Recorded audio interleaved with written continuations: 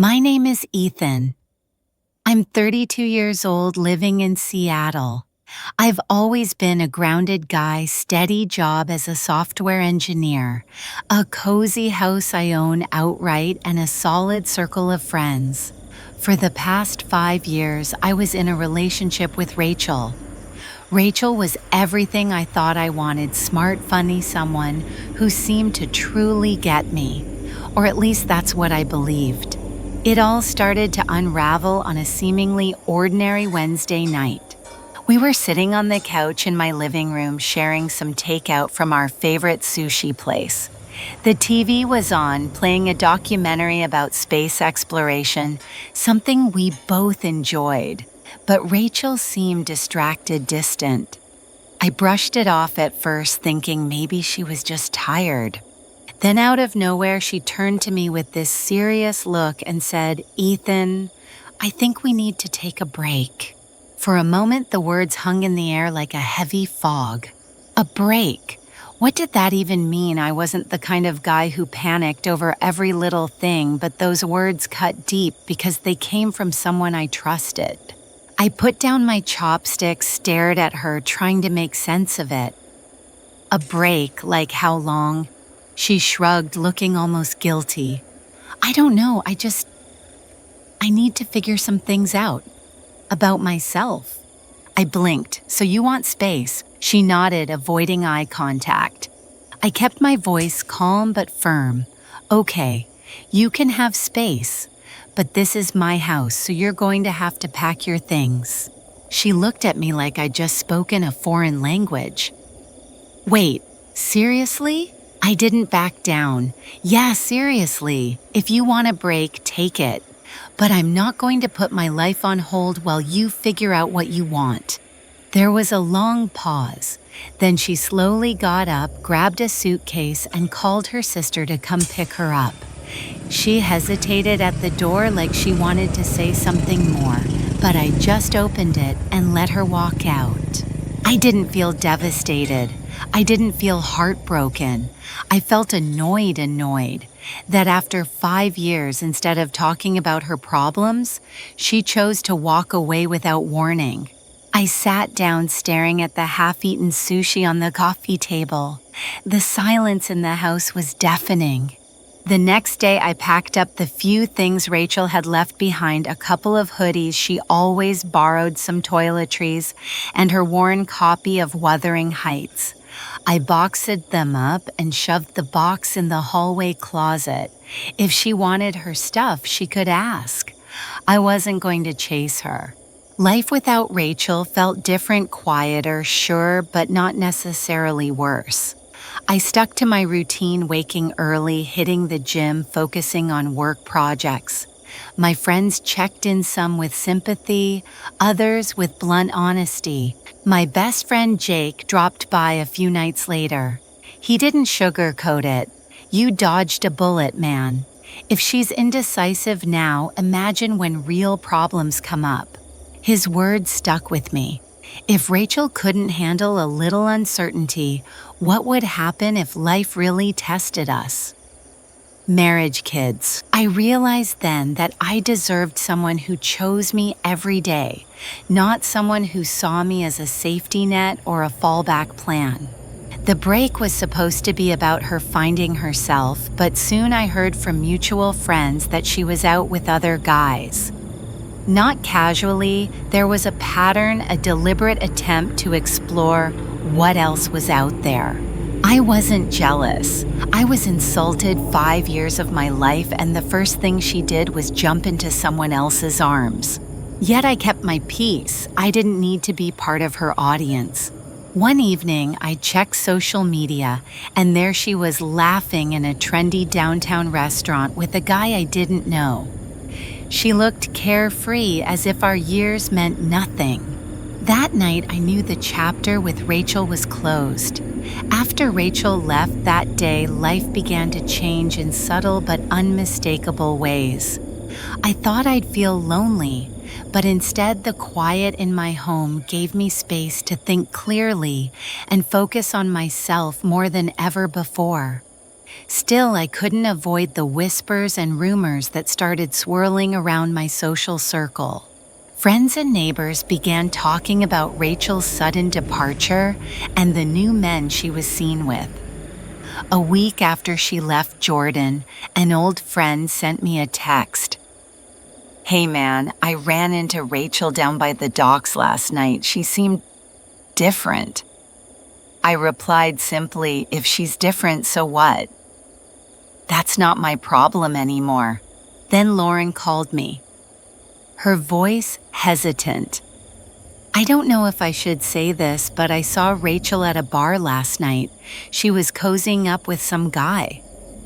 That word cozy lingered in my mind. It wasn't about jealousy or wanting her back, it was about respect. 5 years together, and the first thing she does after walking out is cozy up to someone else. That stung. Day after day, the stories about Rachel kept coming. Janice, my nosy neighbor, caught me mowing the lawn one morning and whispered I saw Rachel jogging with some new guy yesterday, never seen him before. I shrugged it off. "Doesn't matter to me," I said. She gave me a look, unsure if I was genuinely indifferent or just pretending. But the truth was, I didn't care. Rachel's choices weren't my concern anymore. It wasn't that I stalked her social media, but one night her stories popped up on my feed. She was laughing in a photo sitting across from a guy with the try-hard look, perfect, stubble-tight shirt, the type who probably spent more time taking selfies than living. Seeing her smile so carefree in a place we once talked about visiting made me shake my head. I wasn't hurt, just disappointed.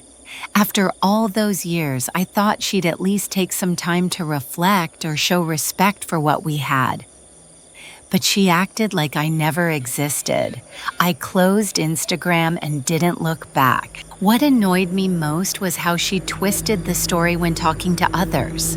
A mutual friend, Rachel, told me Elena's spinning it like you pushed her away, but that's not what happened. I didn't bother correcting the narrative. People could believe what they wanted. Those who mattered knew the truth. Ironically, the more I heard about her escapades, the more confident I felt in my decision. Rachel wasn't finding herself. She was chasing attention, filling some void with random men, and that wasn't my problem anymore. By the end of 2 weeks, the gossip died down. Maybe people grew tired, or maybe Rachel's antics lost their charm. Either way, I felt relief. I didn't need to know about her life. I was busy living mine. When someone shows you who they truly are, believe them. Rachel showed me she wasn't serious about us. She wanted to explore other options, and I wasn't going to hold her back or wait around. I had my home, my life, and my dignity, and that was worth more than any relationship with someone who didn't know what they wanted. 3 weeks had passed since Rachel left, and I was settling into my new rhythm. The silence in the house felt less like emptiness and more like freedom. I was reclaiming not just my space, but my peace of mind. Then, out of the blue, I received a text from an unknown number. "Hey, this is Ryan. Can we talk? It's about Rachel." I almost deleted it. Ryan, who was he? Another name in the growing list of people connected to Rachel's sudden disappearance from my life. My first instinct was to ignore it. I didn't want to get pulled back into the drama. But curiosity gnawed at me. What could Ryan possibly have to say? So I replied simply, "What do you want?" His answer came quickly. "It's better if we talk in person. Can we meet?" Reluctantly, I agreed. We arranged to meet at a small cafe downtown, the kind of place Rachel and I had once dreamed of visiting together. The next afternoon, I arrived early, sipping coffee while waiting. Ryan was already there, sitting nervously at a corner table, fidgeting with his cup. "You're Ryan?" I asked as I approached. He nodded, giving me a tentative smile. "Thanks for meeting me," he said.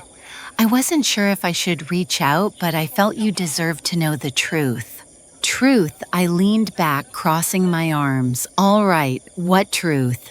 Ryan took a deep breath. "I've been seeing Rachel. Or, well, I was." I raised an eyebrow but didn't react. I already knew Rachel had been moving from one guy to another since she left. Ryan was just another name to add to the list. He continued. "When we started seeing each other, she told me you two were done. Like completely done. She said the break was just a formality, that you'd emotionally checked out." I chuckled. Emotionally checked out. That's not how it went. She asked for the break and I told her to pack her bags. End of story. Ryan looked uncomfortable but kept going. "She made it sound like you didn't care. She was the one who had to move on." Classic Rachel, twisting the story to play the victim. Not surprising, but it confirmed what I already suspected. "So why are you telling me this now?" I asked. Ryan hesitated, then admitted, "Because I started noticing things that didn't add up. She'd mention you in passing, talk about your house and the things you used to do. It didn't make sense if she was really over you." I stayed silent, letting him dig his own hole. The longer he spoke, the clearer it became that he was just as deceived as I was, except I woke up sooner. "She wasn't honest with either of us," Ryan said quietly. "She kept her options open, playing both sides. And when things between us started falling apart, she said she wanted to go back to you." There it was, the real reason he wanted to meet. Ryan wasn't seeking closure or honesty. He was scared of losing her too. I looked him straight in the eye. "Let me get this straight. She told you we were done, made you think I didn't care, and then tried to use me as a backup plan when things with you didn't work out." Ryan nodded sheepishly. "Pretty much." I laughed low and bitterly. "Sounds like you've had a rough time, man. But here's the thing, I already knew who she was. That's why she's not in my life anymore." Ryan seemed surprised, expecting me to explode or feel betrayed. But why would I? She showed me her true colors long ago. We sat quietly for a moment before he finally said, "I just thought you should know. I didn't want you to think you were crazy." "Crazy," I smirked. "I'm not the one who got played." Ryan nodded, accepting the truth. When we stood up to leave, he hesitated, then extended his hand. I considered ignoring it, but shook it anyway. No point holding a grudge against someone who was as much a victim of Rachel's games as I was. "Good luck," he said softly. "I hope you find someone who deserves you." "You too," I replied, unsure if he'd truly learned his lesson. Driving home, I couldn't help but laugh at how messy it all was. Rachel thought she could keep us both on strings, but in the end, she was left with no one. It was poetic justice she played herself. After meeting Ryan, I was done with Rachel, her drama, and the chaos she brought into my life. The days following my meeting with Ryan were surprisingly calm. It felt like a final chapter had closed, one that had been dragging on for far too long. But I knew better than to expect that Rachel would simply disappear from my life without a fight. True to form, within a few days, my phone buzzed with a message from her. "Can we please talk? I've been doing a lot of thinking and I really want us to work this out." I stared at the screen for a moment, fingers hovering over the keyboard. Part of me wanted to respond, to hear her out, maybe find some closure, or even offer forgiveness. But the larger part of me remembered everything, how she walked away, how she left me behind without a word, how she played with two hearts like they were toys. I decided on silence, no reply. If she wanted to talk, she could come find me, but I wasn't going to give her the easy way back in. She didn't stop there. Over the next week, messages came flooding in. Some were full of apologies, drenched in self-pity and regret. Others were guilt trips, attempts to coax me into responding. I know I messed up. I wish I could take it all back. I just need closure. Don't I deserve that? The audacity was staggering. Closure wasn't something I owed her. I owed it to myself. Then came the calls. I'd see her name light up my phone screen, and each time I hit decline without hesitation. It was almost laughable how desperate she'd become, burning bridges, then begging to rebuild them with empty words. One evening, I was deep in a woodworking project in the garage when a soft knock at the door startled me. I wasn't expecting anyone, especially not Rachel. I opened the door to find her standing there, looking disheveled, messy hair, red-rimmed eyes, and that pitiful look she often used to get what she wanted. "What do you want, Rachel?" I asked, leaning against the door frame. She hesitated, searching for the right words. Finally, she whispered, "I miss you." I almost laughed. Miss me? The woman who thought she could keep two men on a string while she figured herself out. "Yeah, no thanks," I replied. "You made your choice. I made mine." Tears streamed down her face as she tried to plead. I made a mistake. I thought I needed something different, but I had everything with you, and I was too blind to see it. I crossed my arms, holding her gaze firmly. "You think you can just show up here, say a few nice words, and I'll forget everything you did? That's not how it works." Her sobs grew louder. "I don't know what I was thinking. I was confused and lost. Please, can we start over?" But there was no start over for me. "I'm not interested," I said flatly. "You wanted space, you got it. You wanted to explore other options, you did. Now you have to live with the consequences." She was silent for a moment, then asked quietly, "What about everything we built? Doesn't that mean anything?" "It does," I said softly. "But I don't hate you anymore. I'm not angry. I just won't let you back into my life because you realized you made a mistake. You need to move on. I already have." Her face crumpled, and for a moment I thought she might argue. Instead, she nodded, wiping her tears with the sleeve of her hoodie. "I'm sorry," she whispered, "for everything." I didn't respond. What was there to say? I closed the door without looking back. I felt nothing, no anger, no sadness, only relief. She was out of my life for good, and that was exactly where she needed to stay. After that night, Rachel didn't contact me again. Maybe she finally understood the message, or maybe she was too embarrassed to keep trying. Either way, I didn't care. My life was better without her, and I had no intention of letting her back in. I began planning a trip I'd always wanted to take but never had the time for. Life felt full again, not because of anyone else, but because I was building it on my own terms. Here's the truth about people like Rachel: they don't change. They say the right things, cry the right tears, but their actions tell the real story. She didn't value what we had. She thought she could walk away, try something new, and then come back when it suited her. But that's not how life works, not for me. I don't regret the time we spent together, but I also don't miss it. That chapter is closed, locked, and the keys have been thrown away. If she's smart, she'll learn from this and do better next time. But me, I've already moved on. News of her downfall eventually reached me through Janice, my nosy neighbor with a knack for knowing everything that happens in the neighborhood. "Noah," she said one afternoon, leaning over the fence, "did you hear about Rachel?" I shook my head, not really interested in gossip. "What about her?" I asked politely. Janice lowered her voice. She lost her job. Something about messing up a big project and getting into it with her boss. I nodded quietly, no satisfaction in gloating.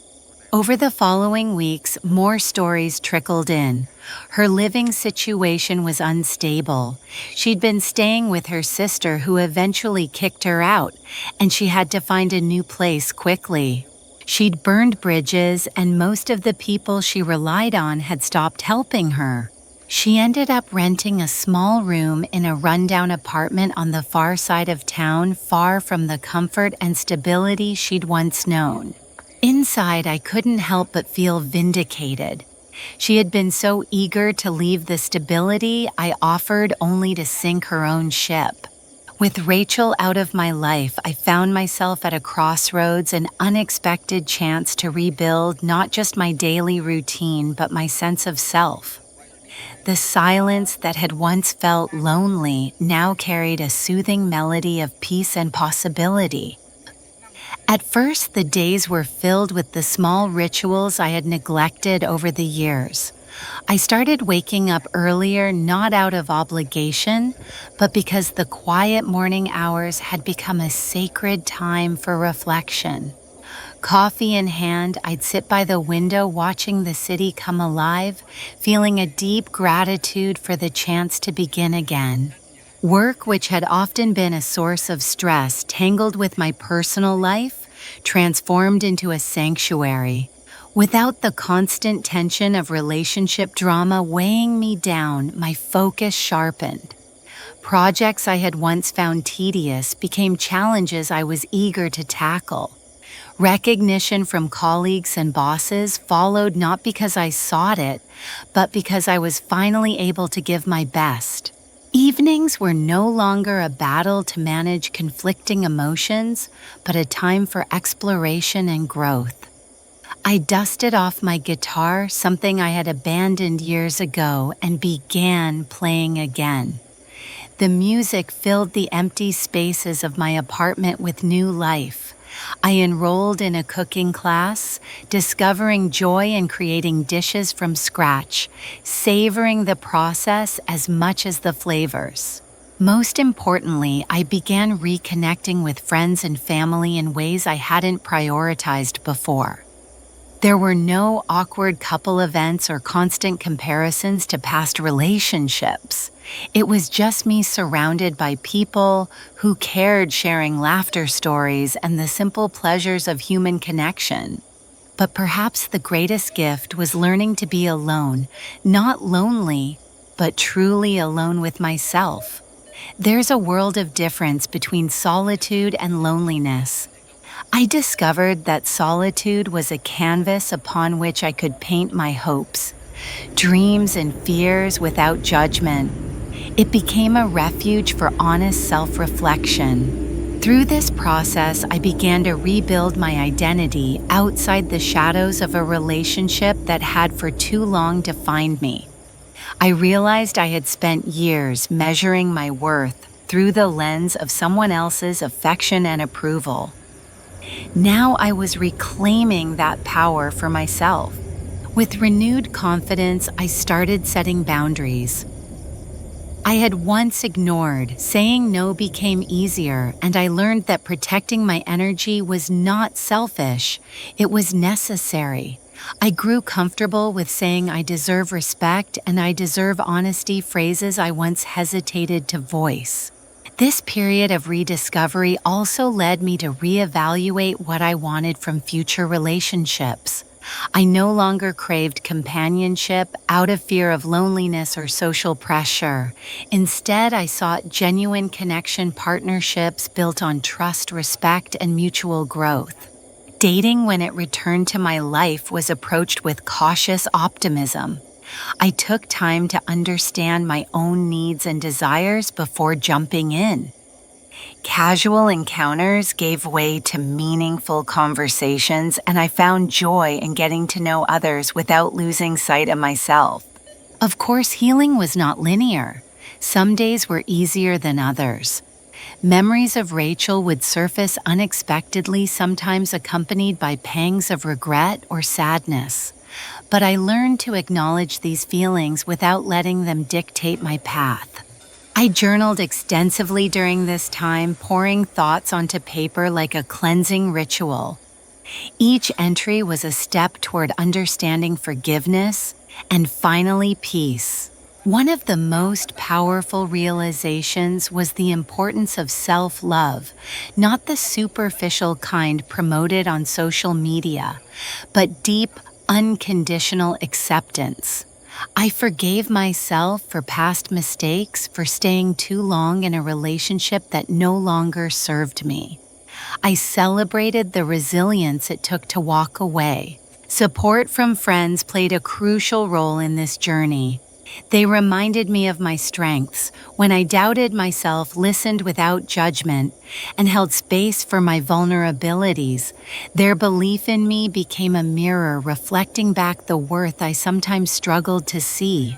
Family dynamics too began to shift. My parents noticed the changes and expressed cautious support. I set clearer boundaries with relatives who had previously been intrusive or judgmental. Gradually, I felt more in control of my relationships and the narratives surrounding them. With time, I started volunteering at a local community center, channeling my energy into helping others. It was a way to redirect my focus outward and reconnect with a sense of purpose. The smiles, stories, and gratitude I encountered fueled my own healing. Financially, I became more disciplined. Freed from the distractions of a tumultuous relationship, I mapped out clear goals, saving for a home, investing in further education, and building a safety net. The security of planning my future on my own terms was empowering. Throughout this process, I embraced vulnerability not as weakness but as courage. I allowed myself to feel deeply, to grieve the loss, and to hope for what was yet to come. Looking back, the breakup that had once felt like an end was truly a beginning. It was the catalyst for growth, for understanding my own strength, and for carving a life that was authentically mine. As the days grew into weeks and the weeks into months, I found myself evolving in ways I never anticipated. The emotional wounds inflicted by Rachel's departure were healing not by erasing memories, but by reshaping them into lessons. My heart, once burdened by betrayal and loss, now carried a quiet strength and newfound clarity. One evening, while sorting through old photographs, I stumbled upon pictures from happier times, vacations, birthdays, lazy weekends. Instead of stirring sadness, these images invoked a gentle nostalgia, a reminder of the good moments that once were. I realized that those memories, both good and bad, had shaped me into who I was, now a resilient, wiser person ready to embrace a new chapter. With this mindset, I knew it was time to confront the lingering shadows that Rachel's actions had cast. Forgiveness was not about excusing what had happened, but about freeing myself from bitterness. I penned a letter to her, not to send, but to articulate my feelings, to release the anger and disappointment that had simmered beneath the surface. Writing that letter was cathartic. I acknowledged the pain but also expressed hope for both our futures. It was a symbolic act, a way to close the door without leaving it ajar. After that, I folded the letter, placed it in a drawer, and felt a weight lift off my chest. As my emotional landscape settled, I turned my focus to personal goals I had sidelined for years. The dream of traveling had always been there, but life and love had delayed it. Now, with the freedom I craved, I booked a solo trip to a coastal town I'd always wanted to explore. The journey was transformative. Alone in new surroundings, I discovered layers of myself I had forgotten. I wandered beaches at sunrise, journaled under starlit skies, and met people whose stories inspired me. Each day was a testament to my independence and ability to find joy on my own terms. Returning home, I brought back more than souvenirs. I carried a renewed sense of purpose and a clearer vision for my life. I recommitted to my passions, including painting, which I had abandoned for years. Setting up a small studio in my apartment, I lost myself in colors and canvases, finding solace in creation. Relationships with friends deepened as well. The honesty and openness I cultivated with myself translated into more authentic connections. I learned to ask for support when needed and to celebrate others' successes without envy. These bonds became pillars of strength and joy. At work, opportunities emerged unexpectedly. A promotion offered new challenges and the chance to lead projects aligned with my values. Rather than fearing responsibility, I embraced it, seeing it as a symbol of my growth. My confidence radiated, and I noticed colleagues responding with increased respect and admiration. Still, life wasn't without its moments of doubt. Occasionally, memories of Rachel's betrayal would resurface, triggered by a song, a scent, or a passing comment. But rather than retreating, I faced these moments head-on, reminding myself how far I'd come. I sought therapy to help process residual feelings and to ensure I was nurturing my mental health. Therapy became a cornerstone of my healing. My counselor provided tools for resilience and self-compassion, guiding me through exercises that built emotional regulation and reinforced my sense of identity. The sessions were a safe space to unpack complex emotions and to strategize for a future unmarred by past pain. One of the most significant revelations from therapy was the importance of boundaries, not just with others, but within myself. I learned to recognize when old patterns of self-sacrifice and people-pleasing threatened my well-being, and to assert my needs unapologetically. This new empowerment also extended to my family dynamics. Past tensions with my parents and siblings had occasionally surfaced, especially regarding their opinions on my relationship with Rachel. With greater self-awareness, I communicated more clearly and compassionately, setting limits on intrusive or hurtful remarks. Simultaneously, I began to open my heart to new possibilities in love. Not out of desperation, but with intentionality and patience.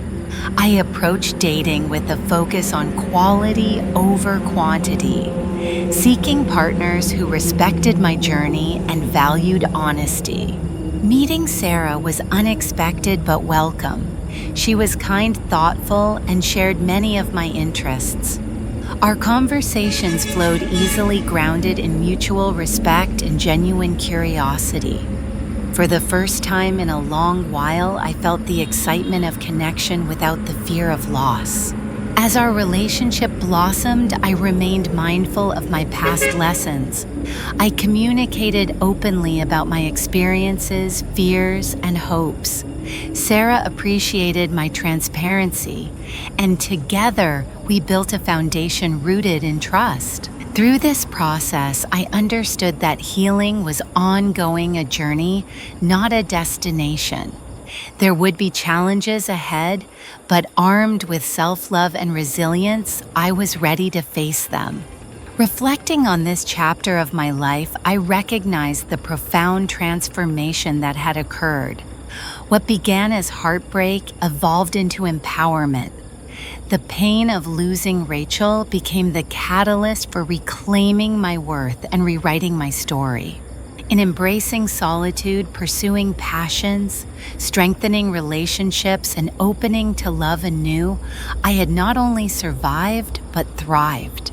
And so with gratitude and hope, I stepped forward into a future shaped by my choices, free from the shadows of the past, and filled with endless possibilities. With Sarah by my side, life took on a new dimension, one that was neither defined by past heartbreak nor by uncertainty. Together, we embarked on a journey of discovery, learning not only about each other, but about ourselves.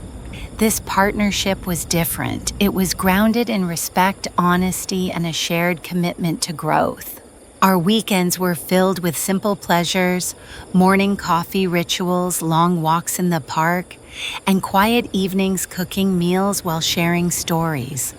There was a joy in these everyday moments that I hadn't realized I'd missed. I reveled in the freedom to be myself without pretense or fear. At the same time, I remained dedicated to my personal development. Painting continued to be a sanctuary, a way to channel emotions and express creativity.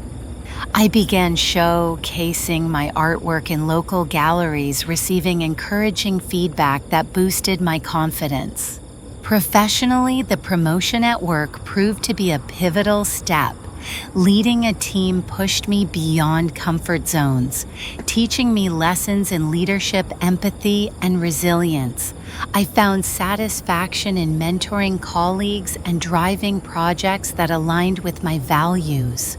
Despite this upward trajectory, I never lost sight of the importance of balance. I carved out time for self-care, mindfulness, and reflection practices that grounded me amid life's demands. Meditation became part of my routine, helping to center my thoughts and cultivate calm. Challenges still arose, of course. Navigating a new relationship required patience and clear communication. There were moments of vulnerability when fears from the past threatened to resurface, but Sarah's understanding and unwavering support made those moments easier to face. One significant hurdle came when I had to introduce Sarah to my family. Given the history of tension, I was anxious about how they would receive her. Yet I approached the situation with openness and honesty, setting clear boundaries and expectations. The initial meeting was cautious but polite. Over time, as Sarah's genuine nature shone through, family dynamics softened. My parents and siblings began to see the happiness and stability she brought into my life. Their acceptance felt like a healing balm for old wounds. I also made peace with the role forgiveness played in my journey, not just forgiving Rachel, but forgiving myself for any misplaced blame or regret. I recognized that growth involved embracing imperfection and releasing the need for control.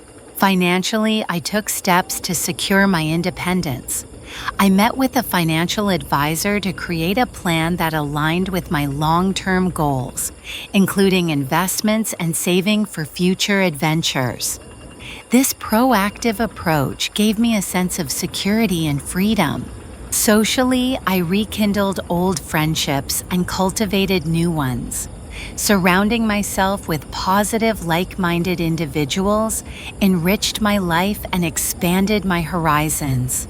Together, we celebrated milestones, supported each other through challenges, and shared laughter that reminded me of life's beauty. Looking back, I realized how transformative the journey had been. The pain of heartbreak had been the crucible in which my resilience was forged. I had emerged stronger, wiser, and more attuned to my own needs and desires. My story was no longer defined by loss, but by empowerment. Each choice I made, from setting boundaries to embracing love anew, reflected a commitment to living authentically. As I walked this new path, I felt a profound gratitude for the lessons learned, the people who stood by me, and the promise of what lay ahead. And so, with hope in my heart and clarity in my mind, I stepped confidently into the future, ready to write the next chapter on my own terms. As the seasons changed, so did I. The scars of the past began to fade, replaced by a quiet strength that radiated from within. I had come full circle, not as the person who was left behind, but as someone reborn through adversity. The lessons I learned were etched deep in my soul. Patience, understanding that healing is a process, not a destination. Self-respect, knowing that my worth was never defined by others' choices or actions. Courage, finding the strength to let go when love turned toxic, and the bravery to open my heart again. With Sarah, I discovered what it truly meant to be partners in life. We shared dreams and fears, celebrated triumphs, and supported each other through setbacks. Our relationship was a delicate dance of vulnerability and trust, anchored by mutual respect. One evening, as we watched the sunset from a hilltop overlooking the city, Sarah took my hand and smiled. "We've come so far," she said softly. I nodded, feeling the weight of those words. The journey had been anything but easy, yet every step had led me here to a place of peace and possibility. Looking ahead, I embraced a future filled with promise. I planned trips to places I had longed to visit, eager to immerse myself in new cultures and experiences. I enrolled in workshops to deepen my artistic skills, excited by the endless potential for growth. I also committed to giving back, volunteering with local organizations that supported mental health and healing. Sharing my story had become a way to inspire others, to remind them they were not alone. There were still moments of reflection, times when I revisited memories with a bittersweet smile. But those memories no longer held power over me. Instead, they served as reminders of resilience, of how far I'd come. Friends and family became pillars of support, their love and encouragement fueling my journey. Celebrations of birthdays, holidays, and small victories were richer because they were shared with those who truly cared. In my quieter moments, I meditated on gratitude for the challenges that shaped me, the love that restored me, and the self-worth that sustained me. I understood that life's unpredictability was inevitable, but my response to it was within my control. I chose hope over despair, action over stagnation, and love over fear.